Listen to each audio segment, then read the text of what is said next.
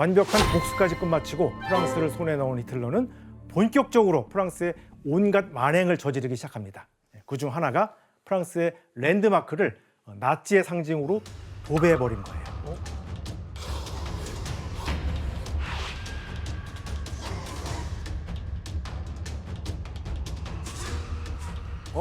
저 국기 달아놨네. 네, 맞습니다. 아, 에펠탑 위에 달아놓은 거예요? 에펠탑은 물론이고 1차 세계대전 승전 기념비 그리고 베르사유 궁전 앞에 모두 나치를 상징하는 깃발을 꽂아뒀어요. 복수에 미친 사람이죠. 당시 프랑스인들이 굉장히 치욕적이었겠는데요. 그렇죠. 그래서 일부 프랑스인들은 독일군이 파리에 입성하기 직전에 미리 대비를 해놨습니다. 에펠탑 꼭대기까지 오를 수 있는 그 엘리베이터 케이블을 잘랐어요. 자르고 승강기 스위치까지 부숴버립니다. 네, 덕분에 히틀러는 에펠탑을 오르지 못하고 에펠탑을 배경으로 사진 한 장만 남길 수 있었습니다. 아, 못 올라갔어. 그래서 프랑스는 정복했지만 에펠탑은 정복 못했다. 뭐 그런 우스갯소리도 있는데 아, 다행히 못 올라갔네. 하지만 자기가 못 올라가도 뭐 시키는 건 쉽잖아요. 예. 그래서 뭐 저길 예. 기어 올라가게 시킨 예. 거예요?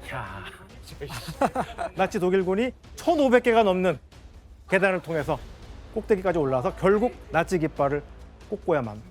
와, 엘리베이터도 없이. 야, 승진시켜줘야 돼. 정말 진념이 대담하죠. 네. 남부란 박사님 이거 에펠탑 부술라 그랬다면? 그 마음이 당연히 들잖아요. 왜냐하면 저게 파리의 정신을 담아서 만국박람회용으로 만들었던 거잖아요. 네. 딱 보기 싫은 거죠. 그런데 야, 이거 어떻게 하나 보니까 저기다가 독일의 그 프로파간다, 선전물 붙여놓으면 딱 좋겠는 거예요. 그래서 실제 도이칠란드 쥐스트호프 알렌 프란텐 이렇게 써놔요. 그리고 프랑스인 못 올라가게 하고 자기들만 올라가요. 게다가 이들은 독일을 패전으로 이끌었던 프랑스의 제1차 세계대전 영웅들의 기념비와 동상까지 파괴해버리기까지 했습니다.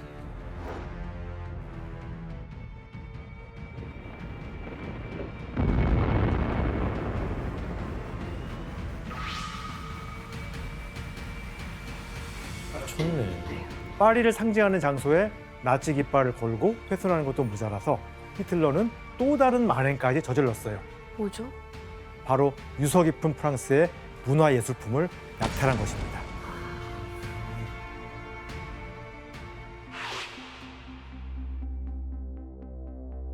히틀러는 파리에 들어가는 독일군 부대에 특별한 부대를 섞어 보냈는데 ERR이라 불리는 일명 예술품 수집 특수부대였어요. 여기 약탈하기 위한 부대까지 꾸린 거예요? 네, 맞습니다. 예술품 수집 특수부대는 나치 독일이 점령한 국가들의 문화재 약탈을 수행하는 기관입니다. 독일 드레스덴 미술관의 관장이 히틀러를 위한 미술 작품과 여타 예술품 콜렉션 목록을 이렇게 미리 만들고요. 거기에 따라서 예술품 수집 특수부대가 미술 역사가와 전문가들의 도움을 받아서 해당 작품을 압류하거나 약탈했습니다. 예술품 싣고 있네요. 네, 뭐 어디서 뜯어간 것 같은데요? 맞습니다. 아주 도둑질을 하는구나. 아니, 근데 교수님, 예. 이 예술품을 약탈하는 부대까지 만들어서 왜 이렇게까지 한 거예요? 과거 미대 지망생이었던 히틀러는 예술품에 대한 욕심이 굉장히 많았어요. 이런 히틀러에게 프랑스는 예술품의 보고와도 같았고 프랑스 침공은 곧 프랑스의 방대한 작품들을 수집할 절호의 기회였습니다. 나치 독일군은 예술품 약탈을 좀 더 쉽게 하기 위해서 프랑스에 있는 모든 예술품의 이동을 금지한다는 법령까지 만들어서 공표했습니다. 예술품이 그 자리 그대로 있을 수 있게 미리 소를 쓴 거죠. 그리고 이러한 예술품이 모여있는 한 장소로 향하기도 했는데요. 3대 박물관 중 하나이죠.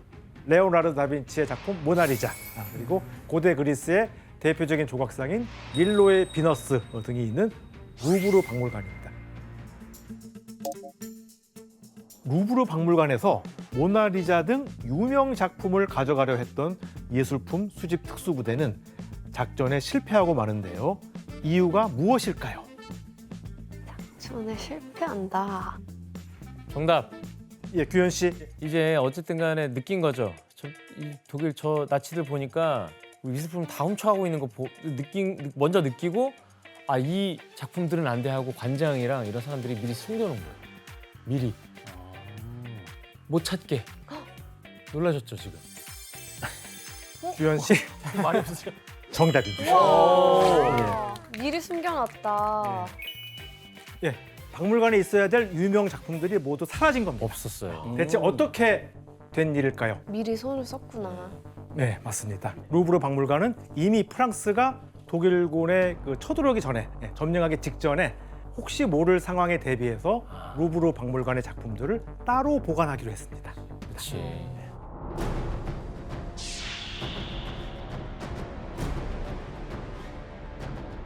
루브르 박물관은 문을 굳게 닫고 박물관장의 지시 아래 작품을 하나하나 포장했습니다. 와. 그리고는 총 1,862개의 나무 상자에 실어서 박물관 밖으로 내렸고요. 그 다음 작품들을 실은 차량들 모두 200여 대가 전국 각지에 여러 성, 수도원, 미술관 등으로 작품들을 이동시켰습니다. 그렇게 모나리자를 비롯한 유명 작품 3,600여 점은 무사히 루브르 박물관을 빠져나갈 수 있었죠. 와. 아, 근데 교수님 그러면은 루브르 박물관은 지금 작품들을 잘 지켰는데 다른 곳의 상황은 어땠어요? 예, 물론 프랑스에 있는 모든 예술품들을 다 이렇게 꽁꽁 숨기는 건 불가능했죠. 예. 예술품 수집 특수부대는 당대 프랑스의 예술품 콜렉터로 손꼽히는 상류층 가문들이 소유한 작품들도 모조리 빼앗아 갔거든요. 이때 빼앗은 대표적인 작품이 뭔지 한번 또 화면으로 보겠습니다. 피카소? 예, 맞습니다. 현대미술의 거장 피카소와 대표적인 프랑스 인상파 화가 모네의 작품입니다. 이 두 작품은 프랑스의 유명한 미술상이 소유한 작품들이었지만 독일군들에게 빼앗기고 말았죠. 그리고 세계적인 금융가문 로스차일드 가문이 소유한 고흐 작품이네요. 예, 맞습니다. 예, 천재 미술가 빈센트 반 고흐의 작품입니다. 또 파리에서 가장 오래된 미술관 중 하나를 운영하는 베른하임 쥐엔느 가문이 소유한 역시 반 고흐 작품입니다. 이 가문은 독일군의 눈을 피해서 이 작품을 포함해서 세잔, 마네, 르누아르 등의 작품들을 프랑스 남쪽 성으로 옮겨서 다락방에 숨겨놨지만 결국 모조리 빼앗기고 저택은 불태워졌어요. 이렇게 개인 소장품은 물론 프랑스의 오래된 성당과 미술관이 소유한 작품들까지 총 약 22,000점에 달하는 작품들이 히틀러와 나치 손에 흘러들어갔습니다. 교수님, 그러면 히틀러가 이렇게 약탈해간 예술품들을 어떻게 했어요? 예, 히틀러는 그 누구도 상상하지 못한 곳에 작품들을 보관했습니다. 어디지? 예, 대체 어디에 보관했을까요? 자기 집. 본인 미술관을 해놓은 거 아니에요? 예, 물론 성이나 베를린 박물관으로 옮겨진 곳도 있었지만 몰래 보관할 최적의 장소를 찾아냅니다. 어딜까?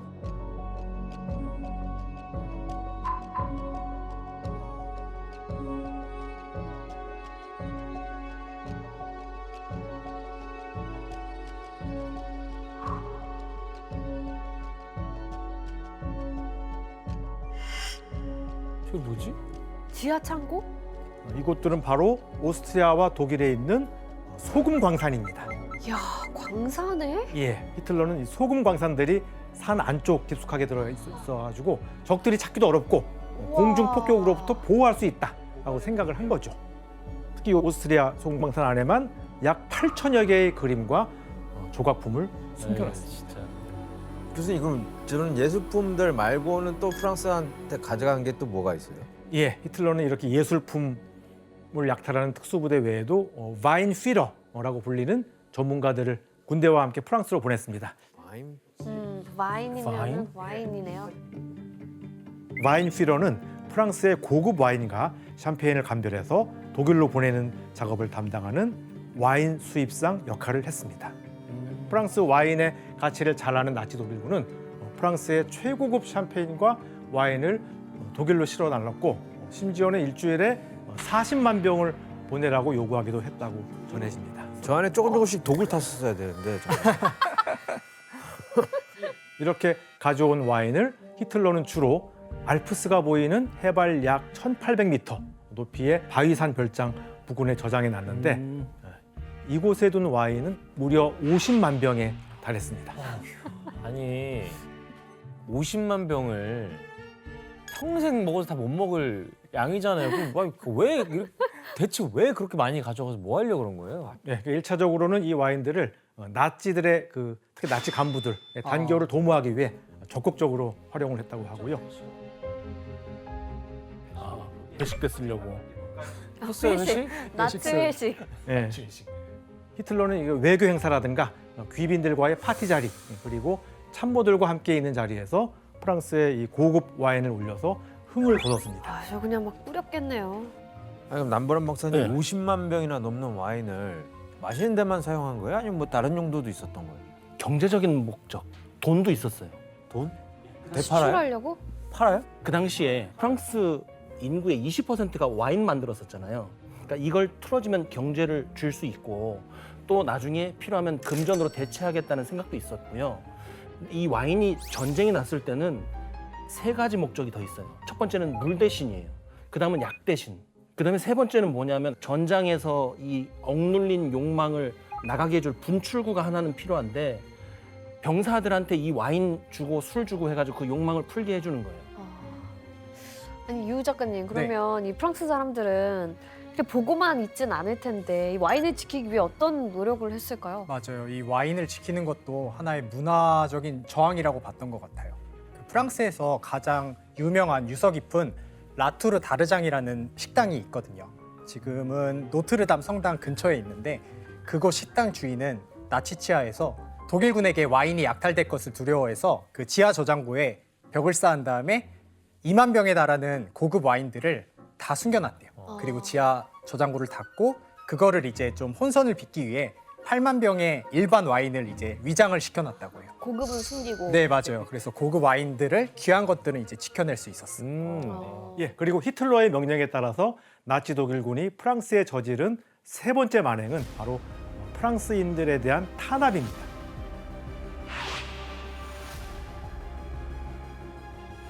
나치 독일은 프랑스인들이 누리던 가장 기본적인 즐거움까지 빼앗아갔는데요. 바로 음식에 대한 강력한 제재였죠. 아니 잠깐만 이거는 유통기한이 있잖아요. 예. 아니 하다가 음식은 왜 뺏어가요? 당시 전시 상황을 유지하고 있던 독일은 프랑스도 함께 고통을 분담하길 바랐습니다. 그래서 독일 점령지는 물론 독일군이 점령하지 않은 위시 프랑스까지 빵의 제조를 줄이고 빵에 들어가는 곡물까지 법으로 제한해 버렸습니다. 아니 빵의 나라에서 빵도 못 먹게 하면 너무 열받죠. 혜성이한테는 상상도 못할 저 바게트가 주식인데. 글쎄 말이에요. 게다가 전쟁 중 식품의 1인당 소비량을 통제하기 위해서 프랑스인을 8개 등급으로 나누고 등급별로 허용되는 식품의 양을 달리해 배급했죠. 이게 뭐야? 뭐야?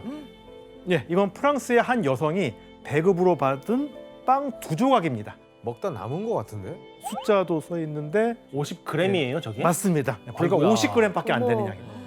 이 빵을 배급받은 여성은 하루에 식빵 반 조각보다 약간 더 많은 그걸 아주- 하루에 먹는 거예요? 예, 하루에 배급된 그러니까 이만큼만 살 수 있다. 와 진짜 그냥 굶어 죽으라는 거네. 그리고 독일군은 음식뿐만이 아니라 연료마저도 제한을 했습니다. 아. 프랑스 발전소 가동이 원래 나치 독일 점령 전과 비교해서 점령 후에는 4분의 1이 감소하게 됩니다. 연료조차 나치 독일이 이제 전쟁을 수행하는데 모두 쓰게 됐던 거죠. 그래서 석탄을 이제 배급받게 돼요. 그것도 이제 양이 너무 적어서 추운 겨울에는 난로가 되는 집에 모여가지고 다 같이 불을 쬐고 그랬다고 해요.